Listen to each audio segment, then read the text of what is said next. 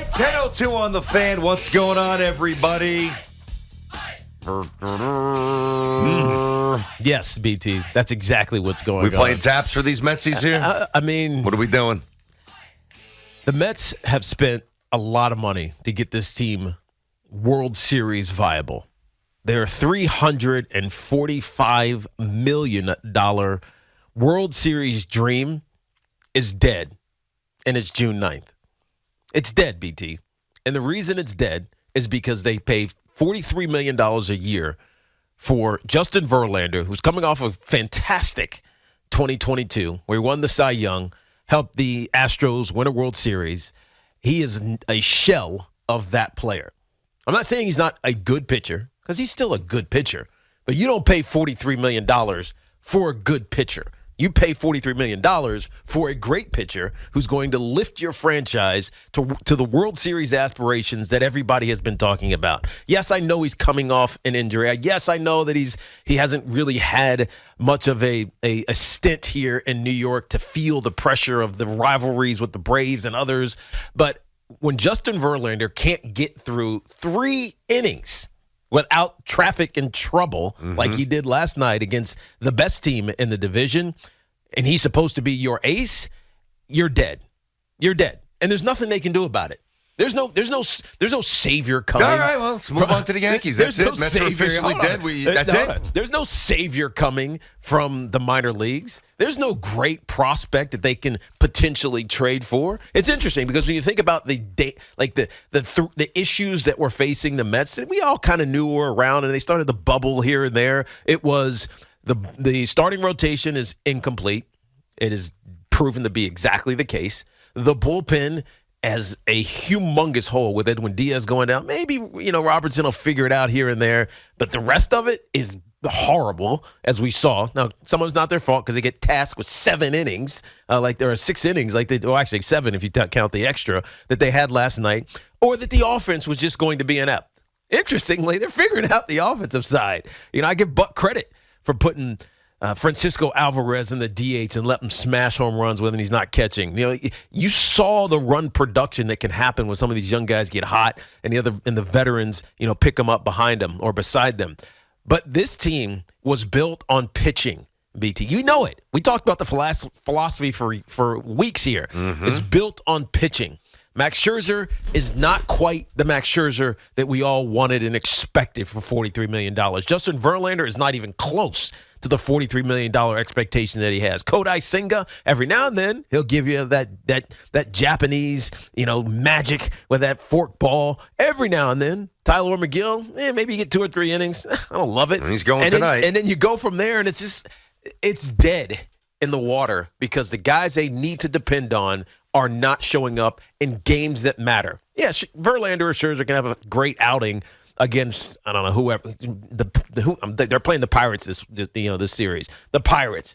But against the Braves, the team you need them to be elite against, you're not seeing it. This team isn't even close to a World Series. And that $345 million, that's really the crux of it, feels like it was just wasted. It really feels wasted given the performance that they're putting out there every single night these last couple weeks. Listen, I'm still waiting on Steve to explode. It's coming. Something's got to happen. I mean, it's absolutely embarrassing. Now, listen, Tiki is right. The way they're set up, they're dead. It's over. Team's not going to win anything. They stink. I've been saying it for a week. I'm tired of saying it, but maybe 2 weeks. It's like the whack-a-mole on the step on up. Let's play the whack-a-mole. Let's boom. Find another way to lose. You hit one problem. Oh, we solved that up. There's a mole, and he's just whacking the hammer all over trying to get stuff to stop popping up. And it's not going to because they stink.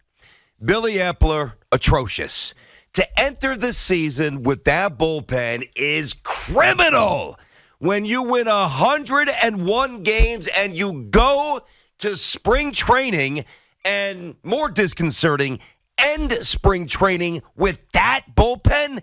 I mean, he is a 0 as a general manager for the Mets. Awful. All right, that's number 1. I got a problem with Buck from last night, but I'm going to save that. I want to directly address what Tiki just said. They're dead. He is right, but I've got one solution for you. And I don't know that everybody's going to like it, but it's your only life raft. If you want to drown, which you already are this season, do nothing. If you want to stay afloat for a bit, blow it up. And I don't mean in a month as you approach the deadline. I mean now. You call the Orioles. You even call the Yankees. You call the Astros again. You call the Guardians. You call the Rangers. You call the Twins. You want Verlander? Take him. Take him. Because Verlander, again, you're right. For that money and this team, and it's not going to equate to anything except misery and agita. So trade him to a team that's got a chance to win. He's gone. Next call I make. Who wants Marte? Now, again. Marte's the least of the worries. Hold on a second. I understand he's playing better. Yeah. But by trading Marte, Mauricio, you're playing every single day. You've got to blow this up. You have to start over. I would get a new GM. Honestly, at this point, I would get a new manager. And I would absolutely get new players. And if they're not going to do the former with the GM and the manager, then they got to mix it up because these players, they're not it. Let me just get this straight. So again, right, this team has lost 6 straight games. They blew not 1, not 2, 3 3-run leads last night. They're 3 under 500. They lose yet another series. It's one thing to like the Tigers and the Reds and the Rockies. We react to that. But the Braves hurt the most. And what the Braves really do for the Met fan is they once again remind you how far away you are. Yeah. The Mets can't shine the Atlanta Braves collective shoes. They got punked again. And I want to play something for you. All right. I just want to create a thread. Because I had no issue with Buck during the game last night. No, Buck had his hands tied after Verlander couldn't get through. No doubt about it. And the lineup was better, so the collaboration, whomever put it together, it was fine, okay? But listen, I'm dead serious. I'm going to pull something from Terry Collins. I want to show you the difference when we say, and when I say that Buck doesn't seem that energized this year. He doesn't seem as engaged as a year ago. Fundamentally, the Mets have gotten away from what made them such a good, tough team last year. Listen to after all the things I ran through, 6 straight losses, Braves again, 3 3-run leads, nothing. Listen to the manager. I'm proud of him. I look at it as positive. Stop it. What? Start it again from the beginning, please. I'm proud of him. I look at it as positive. I'm proud of them. That's all I need to hear. All he's talking about is the position players. Great. That's what he's talking about. Fantastic. I'm proud of Francisco Alvarez. Awesome. I'm proud of Lindor for coming through some of his Fantastic. issues. I'm proud of Jeff McNeil, Nimmo hitting a grand slam. I'm proud of those guys. Fantastic. But you lost again. Nothing to be proud of. That's a tough statement. It's an awful statement. It is really missing the mark. It seems disconnected from what's actually happened. That's my point. Because this loss in particular was discouraging. It's one of those losses where, and I'm listening to the broadcast, and I forget who's doing the broadcast, but I'm listening to the broadcast, and who said this on the broadcast? I mean, they said it's almost like was it Allie? I don't know. I got you. I got you. But here's what he said. I was watching. It's almost like the Braves are just tolling this loss. That was said on the broadcast. Like that was said on TV, actually. I think it was Ron Darling who brought that up. They already won the first couple. They want to get the kid out there and get him right. He said there's nobody in the bullpen. Yes. He's getting knocked around a little bit. Sometimes managers, they circle 1, they get 2 out of 3, They circle 1, and they just say, yeah, this one will be, this is all right if we get blown out of the water in this game because we've already won the series. That was said in like the 5th inning. 5th or 6th inning, whatever it was. I think it may have been a little bit earlier, but I remember hearing that as well, too. Yeah, I got you. Gotcha. It was. Yeah. And as soon as I heard that, I said, the Mets are going to lose this game. Oh, my God. I thought they were going to lose, too. Even when Alvarez hit that second shot, I was almost sure they were going to lose. Because I felt like the Mets were listening to it. No, you know why I knew they were going to lose? Because their bullpen has to pitch. BT? That's what their bullpen is a joke. This team is not getting anywhere close to winning a World Series. This team might not win more than 80 games. I got news for everybody. Oh, yeah, by the way, Pete Alonso's on the IL now. Yeah. Pete Alonso is on the injured list. Do we have clarification of we don't, what not it yet. is? Yeah, they the say CAT it's still a scan. bruise, but, these we don't things, know. when you get bruises, sometimes they turn into fractures. Like a little hairline crack. just And a hopefully little Pete's thing. okay. Of course, like Judge, the Mets without Alonso, I don't mean last night, I know they hit, but the Mets without Alonso, they got no shot to do anything. The Yanks without Judge, they got no shot to do anything. All right, so I played the... Well, Tiki just... I want to now take... I didn't even know you were going there. I want to take something Tiki just said and now get back to what Buck said and tie it all in with something that Terry said a couple of years ago, right? So during the telecast last night, you're right. They talked about sometimes you sacrifice the now for tomorrow. Yep. Okay.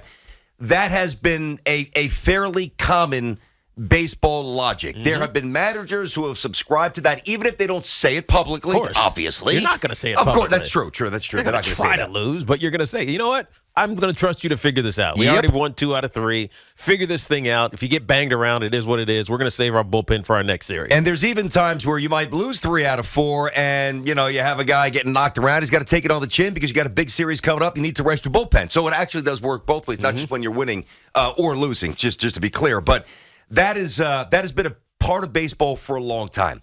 What is not, nor should it ever be a common practice in baseball, is for a manager to tell you, the Met fan, that he's proud after that.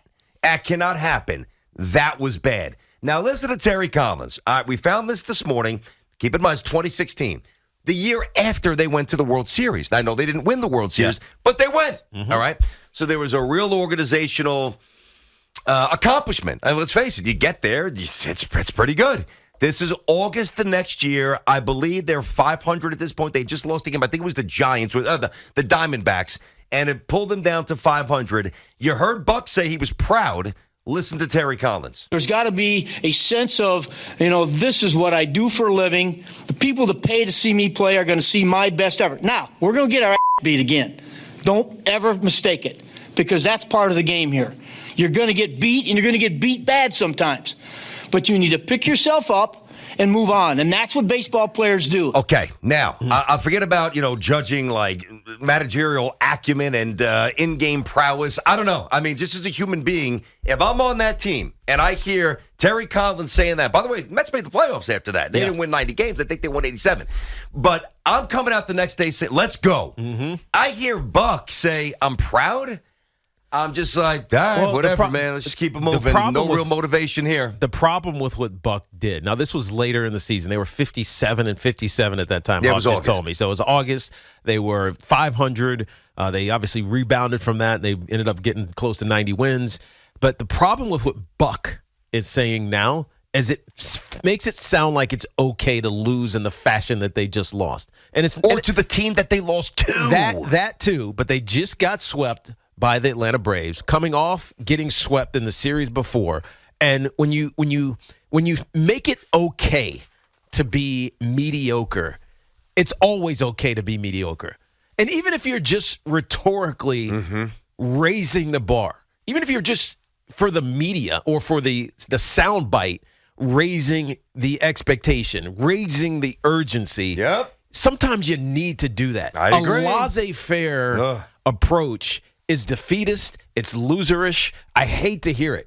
I really hate to hear it. And so that coupled with the fact that they don't have a real answer with their starting rotation. Maybe Max Scherzer gets right, but still, Verlander is compromised. You see it. You can't pitch against the Braves and go 3 innings. You just can't. The good teams in baseball, if your starter can't get through 4 innings, you are going to get bludgeoned. I don't care how good your bullpen is, because you can't ask the bullpen to pitch that long. These guys aren't in that situation. It's like, oh, really? Go back out there. Get another couple outs for us. Right? And they got close. They were always just an out away from getting out of the inning. And next thing you know, big hit, home run in extra innings. This team is nowhere near winning a World Series. And there's a lot of money that was put on this team that's ultimately going to be wasted. Not just a lot of money, the most ever in baseball history. 877-337-6666. Tiki and Tierney here on the Fan inside of our Town Fair Tire studio. Friends at Town Fair remind you that you always get the guaranteed lowest price on name brand tires from Connecticut to Maine. Nobody beats Town Fair Tire. Nobody. Listen, again, I need to reassert one point. It is the Braves. So that hurts more, that matters more than a loss to the Rockies. Again, that pissed you off. I get that. But you know what I mean? There's a different energy there. The Jets have lost, 14 straight games to the Patriots at this point? Yeah. First of all, it almost makes no sense. If Robert Saleh, say if they lose the first game against the Pats this year, and it's now 15, and Robert Saleh starts a press conference with, I'm proud, I'm going to put my head and my fist through the TV and try to grab him through the SNY post-game press conference when I'm watching it. You can't do certain things, and you can't say certain things when your team loses to certain teams. The Braves own you. Don't tell us that you're proud of your team. You shouldn't be proud. No. You should be embarrassed not if when you anything. Not when you lost that way. No, not just last night, dude. If they had won 5 straight and they scored 10 runs and they lost, that's one thing. They've lost 6 in a row. Proud. Oh, my God. Wow. Pete is in North Babylon. What's going on, Pete? How are you, buddy? Hey, guys. Well, not so good. Not so good. I'm sure you guys got a lot of people calling up complaining, but you know what's scarier than last night? What's that? Going forward the next 3 years, what options do the Mets have to really improve this team going forward? They've got 0 pitching in the minor leagues. Yeah, no, the pitching is the problem. I mean, I think Alvarez is a star. He's going to be, if he plays this way for the next 5, he's a superstar, an absolute superstar. Yep. Francisco Alvarez.